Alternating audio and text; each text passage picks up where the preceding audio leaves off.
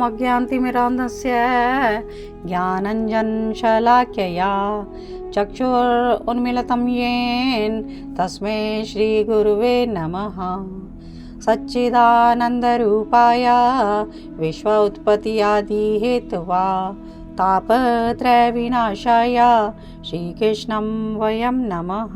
श्रीमद्भागवत महापुराणम अध्याय 22वां तत्वों की संख्या और पुरुष प्रकृति विवेक, यह आज हम श्रवण करेंगे।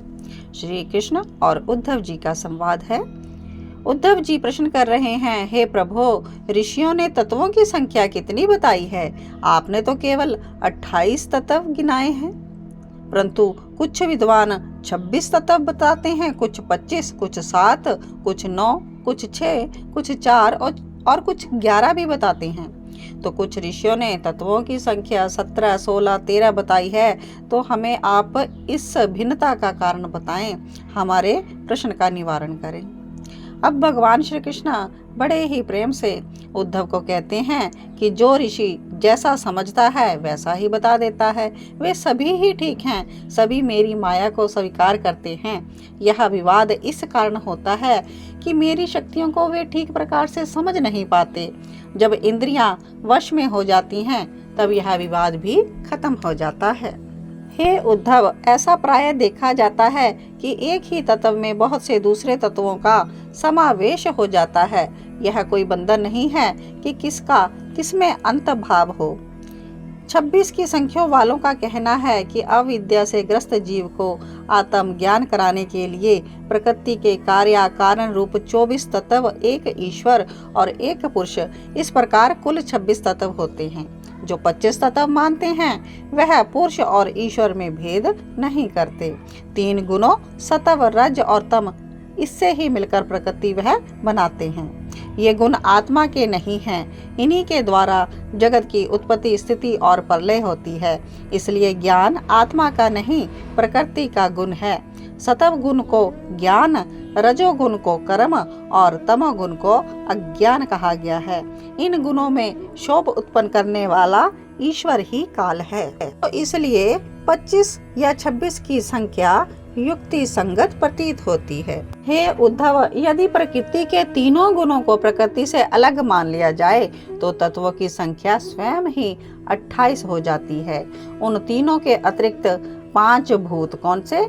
जल, पृथ्वी, अग्नि, आकाश, वायु और प्रकृति, महातत्व, अहंकार। 5 ज्ञान इंद्रिया कौन सी? श्रोत्र, त्वचा, चक्षु, नासिका और रसना। 5 कर्म इंद्रियां यानी वाक बोलना, पानी चलना, पाद, पायु, उपस्थ तथा मन। 5 ज्ञान इंद्रियों के विषय भी हैं शब्द, स्पर्श, रूप, रस, गंध। इस प्रकार कुल 28 तत्व हो जाते हैं। सृष्टि के प्रारंभ में कार्य 11 इंद्रियां और पंचभूत और कारण होता है महातत्व आदि के रूप में प्रकृति ही रहती है। अव्यक्त पुरुष तो प्रकृति और उसकी अवस्थाओं का केवल साक्षी मात्र ही रहता है। तो यहाँ 28 की संख्या इस प्रकार से होती है। हे उद्धव जी, और 7 तत्व कैसे कहते हैं? 5 भूत, 6 जीव और 7वां परमात्मा। तो 6 तत्व, 5 भूत और 6 परमात्मा है। जीव का समावेश परमात्मा में ही रहता है। 4 तत्व जो कहते हैं वह आत्मा से तेज, जल और पृथ्वी की उत्पत्ति हुई। सभी पदार्थ इन्हीं 4 तत्वों से जन्म लेते हैं, तो उनका ऐसा मानना है। अब 17 तत्व जो मानते हैं 5 भूत, 5 तन मात्राएं, 5 ज्ञान इंद्रियां, 1 आत्मा और 1 मन। तो ये 17 तत्व मानते हैं। अब 16 तत्व मानने वाले आत्मा में ही मन का प्रवेश मानते हैं, यानी आत्मा और मन एक ही मान लेते हैं। और जो 13 तत्व मानते हैं वह 5 भूत, 5 ज्ञान इंद्रियां, 1 मन, 1 जीवात्मा और 1 परमात्मा। और 11 तत्व जो कहते हैं वह 5 भूत, 5 ज्ञान इंद्रियां और 1 आत्मा। और जो 9 तत्व मानते हैं 5 भूत, मन, बुद्धि, अहंकार तथा पुरुष। इस प्रकार सभी ऋषियों ने अलग अलग प्रकार से तत्वों की गणना की है। जो तत्व ज्ञानी है वह तो किसी भी मत में बुराई समझते ही नहीं है। उद्धव जी आगे कहते हैं कि हे श्याम सुंदर, यद्यपि स्वरूपतः प्रकृति और पुरुष दोनों एक दूसरे से सर्वथा भिन्न हैं, परंतु वे आपस में इतने मिले जुले हैं कि उनमें भेद का पता ही नहीं चलता। मेरे मन में इनकी भिन्नता और अभिन्नता को लेकर बड़ा संदेह है। कृपा करके मेरा यह संदेह दूर कीजिए। भगवान श्री कृष्ण कहते हैं कि हे उद्धव जी, प्रकृति और पुरुष, शरीर और आत्मा, इन दोनों में बड़ा भेद है। मेरी माया त्रिगुणात्मक है, वही परस्पर भेद उत्पन्न करती है। इसका विस्तार असीम है। इन विकारों के भी 3 भेद किए जाते हैं, अध्यात्मक, आदिदेव और अधिभूत। ये तीनों परस्पर सापेक्ष हैं, तीनों परस्पर एक दूसरे के आश्रित हैं। आत्मा तीनों भेदों का मूल कारण और साक्षी है। वह तो इन तीनों से परे है। वह अपने स्वयं सिद्ध प्रकाश से समस्त पदार्थों की मूल सिद्धि है। उसी से सभी को प्रकाश प्राप्त होता है। जैसे चक्षु स्वयं इंद्रियां हैं जो अध्यात्म हैं, उसका विषय रूप अधिभूत है, और नेत्र गोलक में स्थित सूर्य देव का अंश अधिदेव है। प्रकृति से महातत्व बनता है और उससे अहंकार। यह प्रकृति का ही एक विकार है। इसके भी 3 भेद हैं, सात्विक, राजसिक और तामसिक। इन्हीं से विविधता का अज्ञान होता है। आत्मा ज्ञान का स्वरूप है, उसका इन पदार्थों से कोई संबंध नहीं। भेद का विवाद ही व्यर्थ है। जो मुझसे विमुख हैं, वे ही एकता में अनेकता का भ्रम पालते हैं। आगे उद्धव जी पूछते हैं कि भगवान व्यापक आत्मा एक ही है, उसका एक शरीर से दूसरे शरीर में जाना और अकर्ता का कर्म करना और नित्य का जन्म मरण कैसे संभव है? आपने ही कहा है कि आपसे विमुख होकर जीव अपने किए पाप पुण्यों के फल स्वरूप विभिन्न योनियों में भटकते रहते हैं। तो यह क्या भूल भुलैया है? मुझे यह भी समझाएं। भगवान श्री कृष्ण उद्धव को कहते हैं कि हे प्रिय उद्धव, मनुष्यों का मन कर्म संस्कारों का समूह है। उन संस्कारों के अनुसार भोग प्राप्त करने के लिए उसे इंद्रिय रूपी लिंग शरीर मिलता है। वही कर्मों के अनुसार एक शरीर से दूसरे शरीर में, एक लोक से दूसरे लोक में आता जाता रहता है। आत्मा इस लिंग शरीर से सर्वदा पृथक है, उसका आना जाना नहीं होता। परंतु जब वह अपने को लिंग शरीर मानकर उसमें अहंकार कर लेता है, तब उसे भी अपना आना जाना प्रतीत होने लगता है। मन कर्मों के अधीन है। वह देखे हुए या सुने हुए विषयों का चिंतन करने लगता है और क्षण भर में ही उनमें तदाकार हो जाता है। उसे पूर्व शरीर का स्मरण भी नहीं रहता। किसी भी कारण से शरीर को सर्वथा भूल जाना ही मृत्यु है। और जब यह जीव किसी शरीर को अभेद भाव से स्वीकार कर लेता है, तब उसे ही जन्म कहते हैं।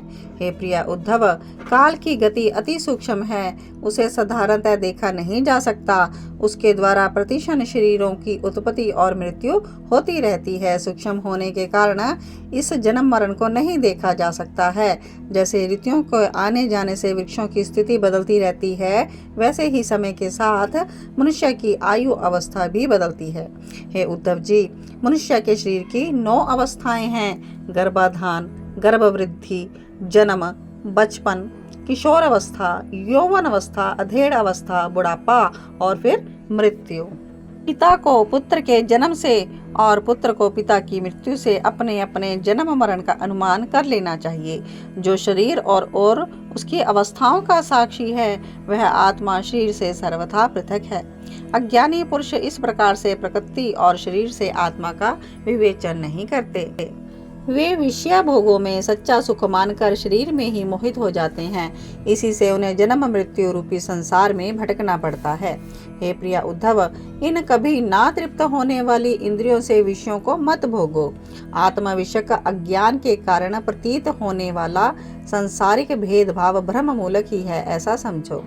जो अपने कल्याण का इच्छुक है, उसे अपनी विवेक बुद्धि द्वारा इन सांसारिक विषयों से बचना चाहिए, क्योंकि ये नित्य नहीं है। परम आनंद की अनुभूति नित्य से ही होती है और वह नित्य मैं हूँ। आगे उद्धव जी प्रश्न कर रहे हैं कि हे भगवान, आपके भागवत धर्म में जो लोग प्रेम पूर्वक लगे हुए हैं, जिन्होंने केवल आपके चरण कमलों का आश्रय ले रखा है, उन शांत पुरुषों के अतिरिक्त बड़े बड़े विद्वानों के लिए भी दुष्टों द्वारा किया हुआ तिरस्कार सह लेना अत्यंत कठिन होता है। आप कोई ऐसा प्रसंग सुनाए जिससे कि मैं आपका उपदेश समझ सकूं। तो यहाँ प्रश्न कर रहे हैं उद्धव जी, और इस प्रश्न का उत्तर हम अगले अध्याय में कहेंगे।